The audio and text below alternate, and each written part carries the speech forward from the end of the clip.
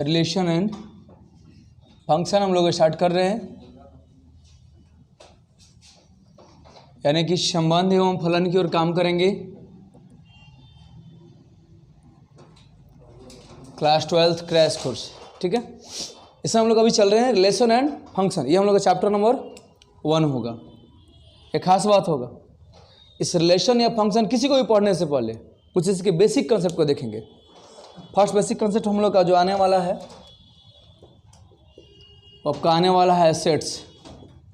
बात करें हम हिंदी में तो इसे हम लोग बोलते हैं समुच्चय। चलेंगे, पता है समुच्चय के बारे में? सिंपल सा बात है, हम कहीं भी ऐसे कुछ काम करेंगे वेल डिफाइंड कलेक्शन होना चाहिए। इस बात का पूरा ध्यान रखिएगा।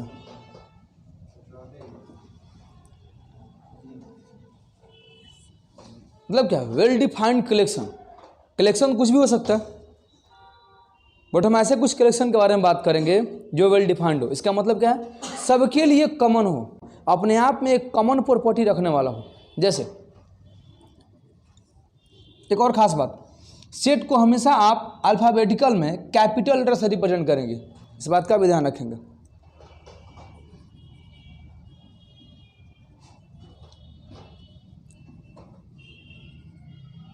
हम लिख भी कर सकते हैं कि इवन नेचुरल नंबर। रुकिए, अपने आप में प्रॉपर्टी रखा हुआ है, सबके लिए फिक्स है कि सबके लिए भाई 2 से ही स्टार्ट होगा। लेकिन अगर बात बोला जाए कि सबके लिए फेवरेट फ्रूट्स का हो जाए, फेवरेट गेम हो जाए, है ना, टॉप प्लेयर्स हो जाए, ये सबके लिए अलग अलग होगा। ओके, हमें उतना डीप में नहीं जाना है, बस इतना जानना है क्या मिला अपने पास? कंसेप्ट मिला, कैपिटल अल्फ़ाबेट होना चाहिए, कैपिटल अल्फ़ाबेट। इसके साथ साथ इसको हम कभी भी अगर रिप्रेजेंट करेंगे, इसका एक मेथड ये हो गया जो कि हम कलेक्शन के टर्म में इसको दिखा रहे हैं। अगर हम इसके एलिमेंट्स को लिस्ट कर दें, लिस्टेड कर दें, तो इसे हम हमेशा कर्ली ब्रैकेट में देंगे।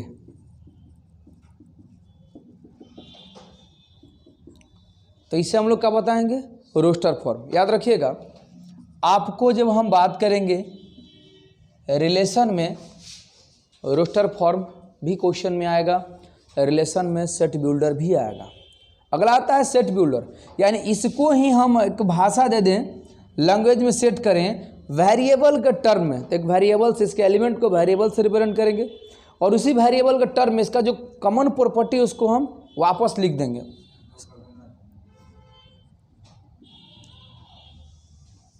Even natural number.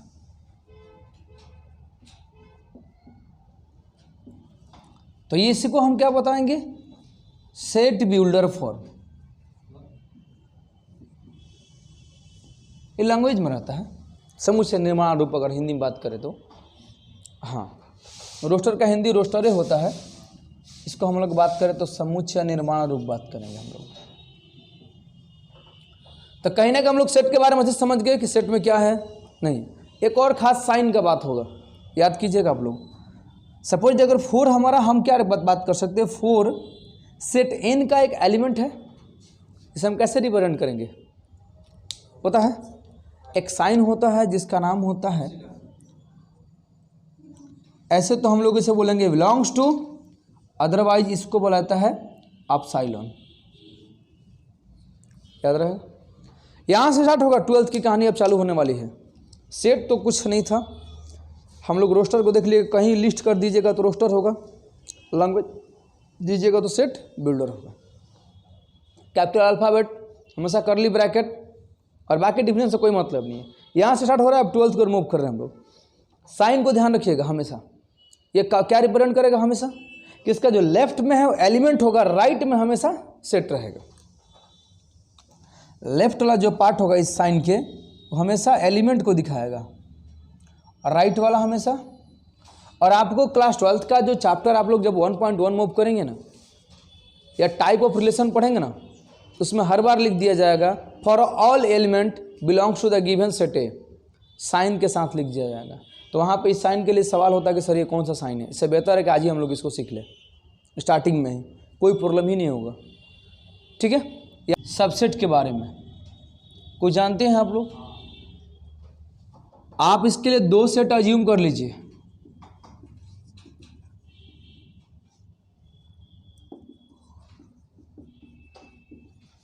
यहां आप क्या देख रहे हैं भाई, सेट ए के सभी एलिमेंट्स कहीं ना कहीं सेट बी में मैच कर रहे हैं, सभी एलिमेंट्स। तो हम क्या बताएंगे, set A is a subset of set, set A is a subset of set, but B is not a subset of. तो याद रहेगा, अगर ये साइन कहीं आप देख रहे हैं, रिलेशन में कहीं ये साइन देखिएगा, फंक्शन में कहीं साइन देखिएगा, याद रहेगा ये बात। इसका मतलब क्या होता है कि ये सबसेट बी और B subset not belongs to, मतलब सबसेट नहीं है। इसका मतलब क्या, मैच नहीं कर रहा। एक भी एलिमेंट अगर मैच नहीं किया तो नॉट होगा। एक और खास बात, इसके दोनों ही साइड में हमेशा क्या रहेंगे, सेट ही सेट होगा। ऐसे एक बेनिफिट होगा हम लोग को, हम इक्वालिटी का भी यूज कर सकते हैं। मान लीजिए कि सेट ए सबसेट बी और बी सबसेट ए तभी से पॉसिबल है जब ए और बी आपस में दोनों का हो। एक कंसेप्ट मिला, यही सब एमसीक्यू के लिए नया कंसेप्ट मिलता है। हम लोग पढ़ते इसको हैं, एग्जाम में थोड़ा सा हट के आ जाएगा, वो कंसेप्टवा में से आ जाएगा, और फिर हम लोग क्या बोलते हैं, पढ़े ही नहीं है, कहाँ से आ गया, हो जाएगा ना। इससे ज़्यादा काम नहीं है सबसेट का। अगर बात करते हैं इसके बाद अगला जो हम लोग का पॉइंट वो जो क्लास 11 से रिलेटेड है, और इसके जस्ट बाद हम लोग अब इन कर रहे हैं 12th में चल जाए, कार्टेशियन प्रोडक्ट। हिंदी मीडियम में बात करें हम लोग तो इसको बताया जाएगा उपसमुच्चय, और इसको बोला जाता है कार्तीय गुणन। काफी आसान है। इसके लिए भी आप अज्यूम कीजिए 2 सेट्स को,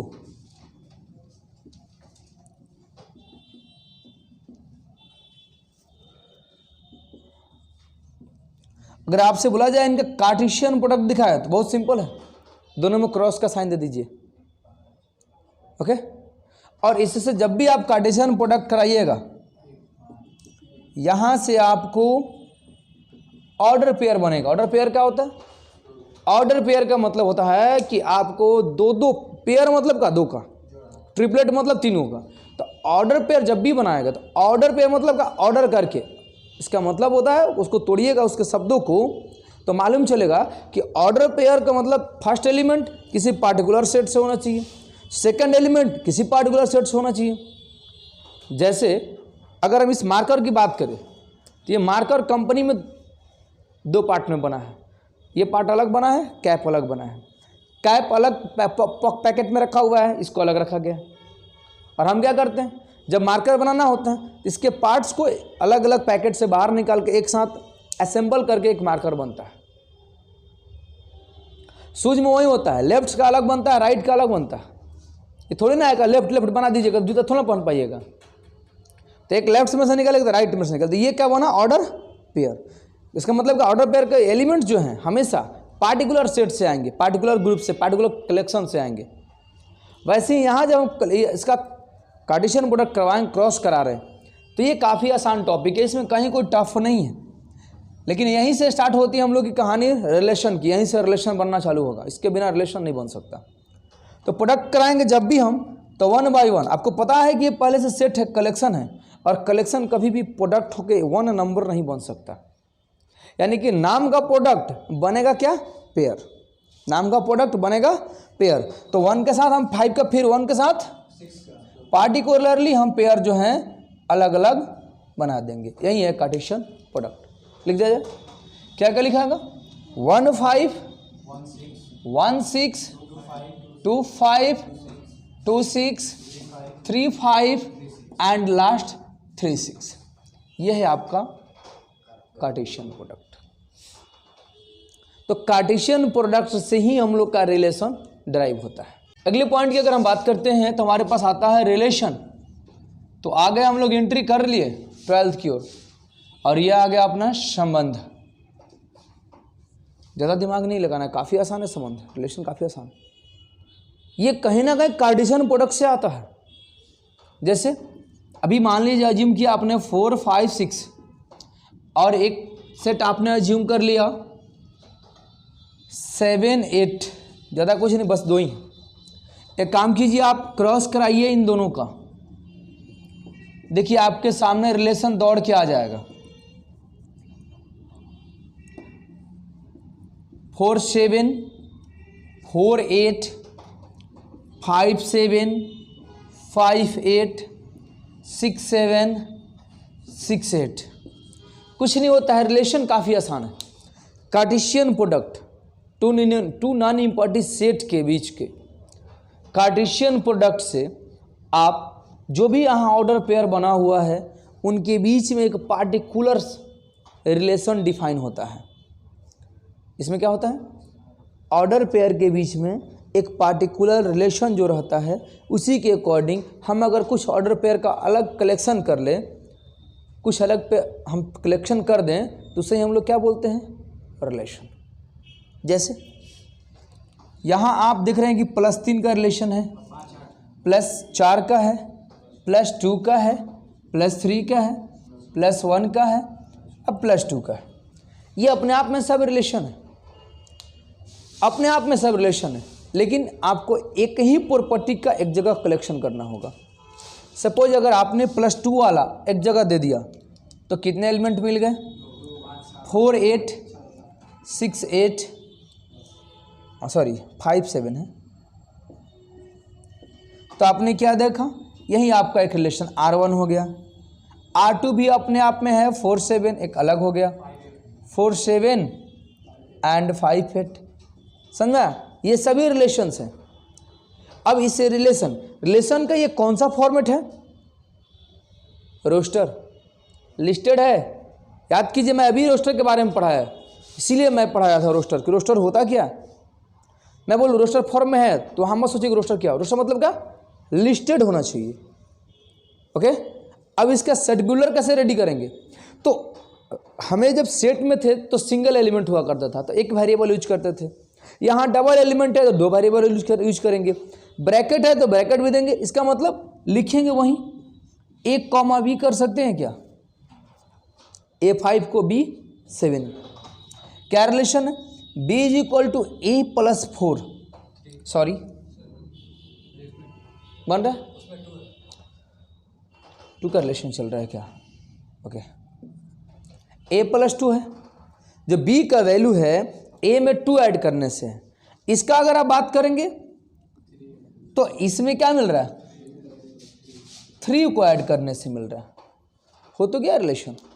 और यहाँ फॉर ऑल, ये साइन किस चीज का रिप्रेजेंट करता है, फॉर ऑल।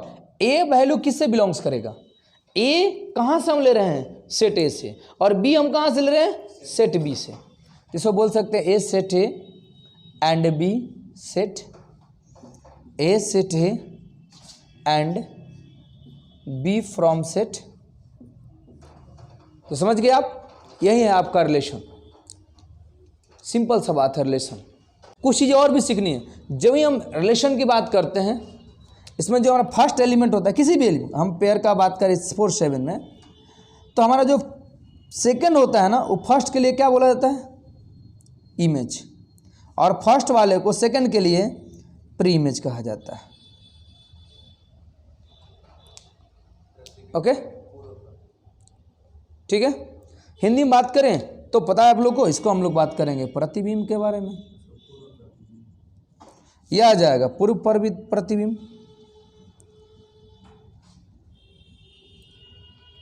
और तो अगर हम इसके फर्स्ट एलिमेंट को अगर ग्रुप बना दे, पेयर बना दे, तो उसे डोमेन बोला जाएगा। सेकंड का पेयर बनाएंगे, सबका सेकंड एक सेट बना दे, उसे रेंज कहा जाएगा।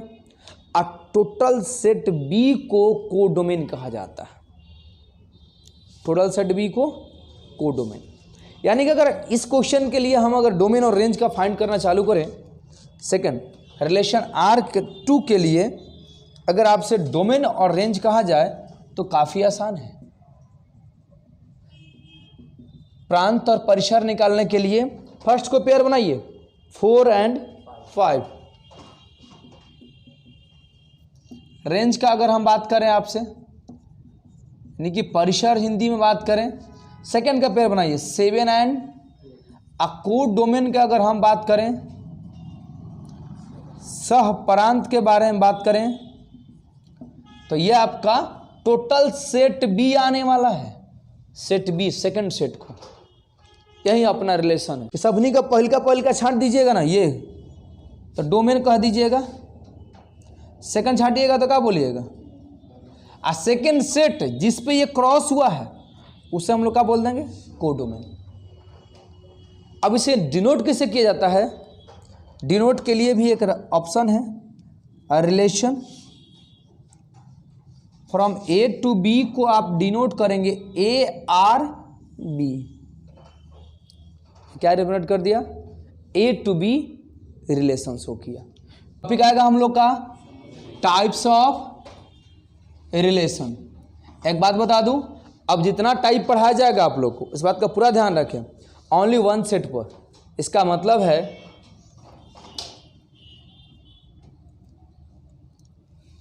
रिलेशन आर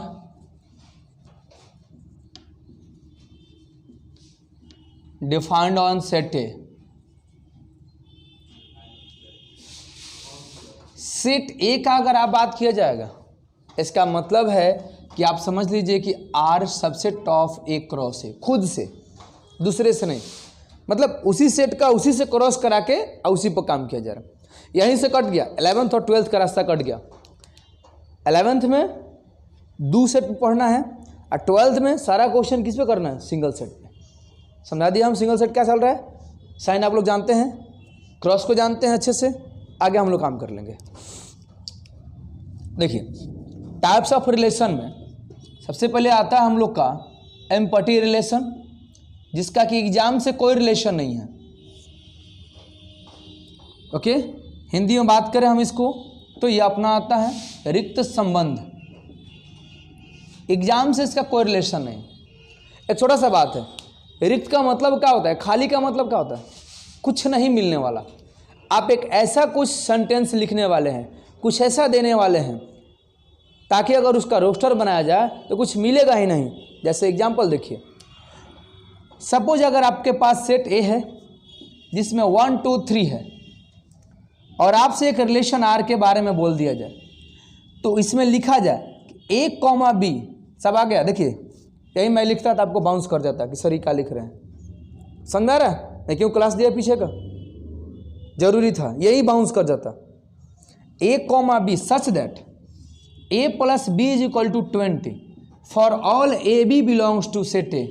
समझा गया ना कि मैं क्यों पढ़ा, मैं क्यों 11th का टॉपिक डाला, यहाँ से 12th है, बाउंस कर जाएगा। ये है क्या, आपको सब कंसेप्ट क्लियर है ना क्या लिखा गया है यहाँ पे। अब आप इसका रोस्टर बनाओ तो क्या कोई एलिमेंट मिलने वाला है। ऐसा इसमें क्रॉस अगर आप करिएगा, ए क्रॉस ए निकालिएगा तो आपका 9 एलिमेंट ना बनेगा जी, इससे बेसी तो बनेगा नहीं, ज़्यादा तो बनने वाला नहीं है। इसका मतलब क्या, कहीं कोई ऐसा पेयर बनेगा जिसको ऐड करने पर 20 आ जाए, बनेगा, थोड़ा देख लेते हैं ना। एक क्रॉस एक करते हैं तो 1 1 मिलेगा, 1 2 मिलेगा, 1 3 मिलेगा, 2 1 मिलेगा, 2 2 होगा, 2 3 होगा, 3 1 होगा, 3 2 होगा एंड 3 3 होगा। आप कोई भी ऐसा पेयर जोड़ के दिखा दीजिए जो उनकी 20 हो जाए। इसका मतलब है कि आपके रिलेशन में कोनो सेट में कोई एलिमेंट आया ही नहीं, बाउंस कर गया, और इसे ही रिप्रेजेंट किया था किसके द्वारा, तो समझ में आ गया ना। अगर आपसे कोई पूछे कि एम्पैथी से रिलेशन का मतलब क्या हुआ, ऐसा एक रिलेशन डिफाइन किया गया है जिसमें कोई एलिमेंट ही नहीं हो। यूँ कह सकते हैं एक ऐसा रिलेशन के बारे में बात किया गया है जिसमें गिवन सेट का कोई भी एलिमेंट उसके सेट से रिलेशन नहीं रखता हो। सेकंड टाइप का हम लोग बात करते हैं जिसका नाम है यूनिवर्सल रिलेशन।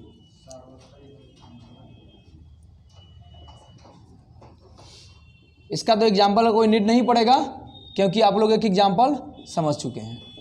इसमें क्या होता है, यूनिवर्सल का मतलब होता है, सिंपल सा बात है, इसमें सभी एलिमेंट जो है ना, सभी एलिमेंट सभी से मिलने चाहिए। क्या भाई, एवरी एलिमेंट, मतलब ये कह सकते हैं each element related to the every element of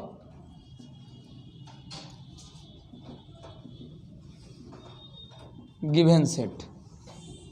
simple सा बात होता है, प्रत्येक जो एलिमेंट है ना कहीं गिवन सेट के प्रत्येक एलिमेंट से मिलना चाहिए, सिंपल सा। और इसका कोई ज़्यादा डेफिनेशन से मतलब नहीं, इससे इसको ज़्यादा अभी यूज हम लोग नहीं करेंगे। थर्ड जो पार्ट हम लोग जाएंगे, यहाँ से एक्सरसाइज हम लोग इन कर रहे हैं, ये 1.1 एक्सरसाइज के लिए इंपॉर्टेंट है, जिसका नाम होगा रिफ्लेक्सिव रिलेशन। हिंदी में बात करें स्वतुल्य संबंध। याद रखिए, इसके नाम में काम छिपा है। इंग्लिश में तो नहीं समझ में आ रहा है, हिंदी में आ रहा है। स्वतुल्य, स्वतुल्य का मतलब क्या होता है? खुद से तुलना, खुद से तुलना। रिफ्लेक्सिव, रिफ्लेक्स कर देना, मुड़ जाना, वापस वहीं आ जाना, शब्द में ही अर्थ छिपा हुआ। इसका मतलब सिंपल सा बात हुआ, कुछ ज़्यादा जानता ही नहीं, बस इतना ही है। If A belongs to R, for all A belongs to given set A. एक वर्ड बस इतना ही, एक लाइन का है।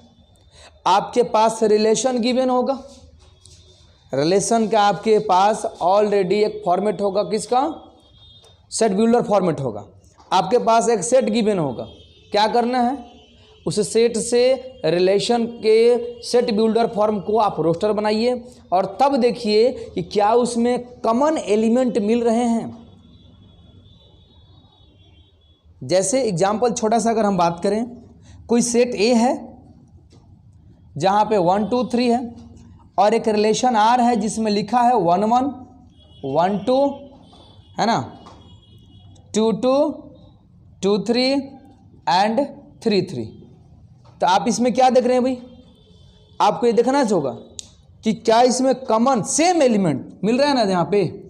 बाकी क्या लिखा है उससे कोई मतलब, बाकी कितने पेयर हैं उससे हमें कोई मतलब।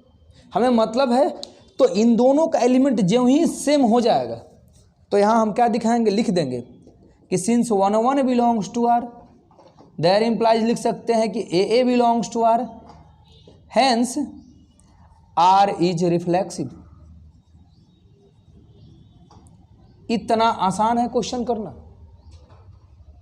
इसमें एक खास बात है कि रिफ्लेक्सिव रिलेशन में इक्वालिटी आपको भाषा से, आपको लैंग्वेज से ऐसा फील होना चाहिए कि एलिमेंट्स के बीच में इक्वालिटी है, समानता है। फॉर एग्जाम्पल, अगर बोला जाए कि आपका सेट रिलेशन बनाया जा रहा है कि आप लोग एक जगह पढ़ते हैं, ये बताइए सेम प्लेस पर पढ़ने से आप लोग तो बराबर हुए ना। इस पर अगर कोई क्वेश्चन आएगा तो क्या बोलिएगा? तुरंत कि रिफ्लेक्सिव। एक लोकेलिटी में रहना भी रिफ्लेक्सिव है, एक नेशन के अंदर रहना भी रिफ्लेक्सिव है, दो लाइन का पैरेलल होना भी रिफ्लेक्सिव है ना। ऐसी बहुत सी क्वेश्चन, जिस क्वेश्चन में यह आपको फील हो जाए कि समानता है। क्या है भाई? समानता है, बराबर है। बराबर है इसका मतलब है कि रिफ्लेक्सिव है, होगा ही। भाषा से जहाँ लगे, एक प्लेस पर वर्क करना, एक प्लेस पर रहना, एक जगह पढ़ना, एक जगह खाना, मतलब ऐसा फील हो भाषा से कि इक्वालिटी यहाँ दिखा रही है लोगों के बीच, तो क्या आप समझेंगे? रिफ्लेक्सिव, स्वतुल्य। यही एक्सरसाइज को बनाने में हेल्प करेगा। आपके एक्सरसाइज में, आपके एग्जाम में क्वेश्चन ऐसा आएगा ही नहीं, ये कुछ नहीं लिखा रहेगा, पूरा भाषा लिखा रहेगा। भाषा को बस पढ़ के इतना फील कराइए कि उसमें इक्वालिटी नहीं दिखा रहा। इक्वालिटी दिखाया तो इसका मतलब रिफ्लेक्सिव है। MCQ मरा गया। थर्ड टाइप है ना, अब हम लोग का इसका काम करते हैं।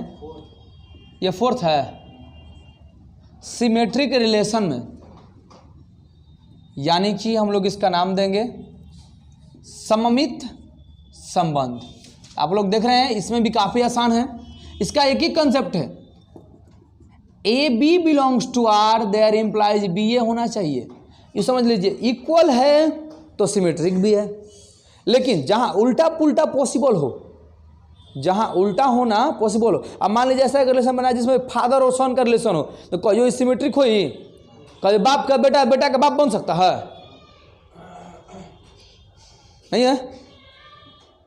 जहाँ एग्जैक्ट लेंथ का बात हो कि मान लीजिए कि ये वाला इससे 7 सेंटीमीटर 2 सेंटीमीटर एग्जैक्ट बड़ा है, तो क्या वापस उतना छोटा हो सकता है कहियो?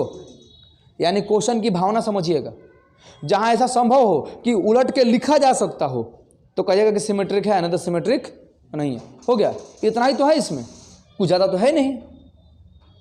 ओके, बस इतना ही आप लोग को सर्च करना है। और इसका जो सबसे लास्ट है, इसमें केवल उसका नाम आता है ट्रांजिटिव।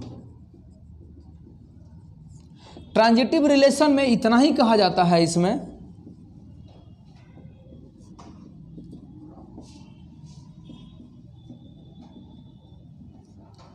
कुछ नहीं है, इसमें 3 को पार्टीशन देखना है।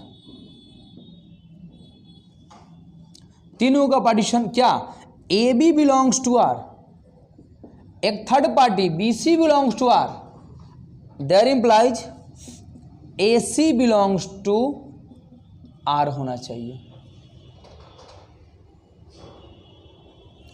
अगर मान लीजिए ए बी आर में हो, बी सी आर में हो और ए और सी आना चाहिए, फर्स्ट और लास्ट को होना चाहिए। अगर ऐसा कंडीशन कहीं दिख रहा है, बाकी सबको तो ये बात का ध्यान रखना है कि कहीं सेट ए से बाहर ना जाए, ठीक है। तो क्या बताएंगे हम, क्या है ये, ट्रांजिटिव यानी कि संक्रामक। जैसे आपके पास एक छोटा सा एग्जाम्पल हम रख देते हैं। मान लीजिए कोई रिलेशन आर है, 1 2 है, 2 3 है, इसके बाद 3 4 है, 4 5 है एंड 1 3 है एंड मोर डैश लगा कर छोड़ दिया गया। ऐसा भी आता है कहीं कहीं उसका अंत नहीं है, जैसे इंटीजर कह दे, इंटीजर का अंत है, क्या लिखिएगा। आप क्या देख रहे हैं, हमें इसमें बस इतना ही चूज करना है। अगर इसको हम ए मानते हैं, इसको बी मानते हैं, तो बी और सी दिख गया, ए और सी यहाँ दिख गया, बस खोज लेना है, वो कहीं मिल जाए, बराबर पासेज मिल लेना जरूरी नहीं है। मान लीजिए कि आपने 2 3 देखा और 3 4 देखा, 2 4 है नहीं है ना अभी, लेकिन डैश लगा है, हो भी सकता है। अगर यहाँ डैश नहीं लगा होता तो ये ट्रांजिटिव नहीं होता, ये बात का ध्यान रखिएगा।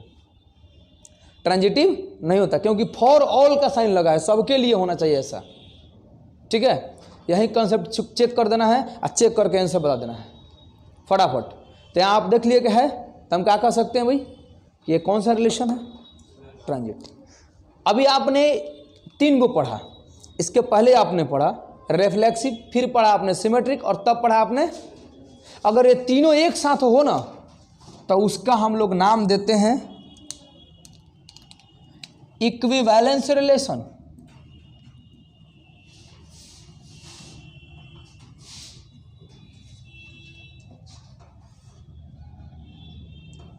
हिंदी में बात करें तो तुल्यता संबंध, कोई डिफिनेशन नहीं, कोई नई काम नहीं, बस इसमें यही ध्यान रखना है, इसमें एक साथ तीनों होना चाहिए। If R is, first time क्या होना चाहिए, रिफ्लेक्सिव होना चाहिए, सेकेंड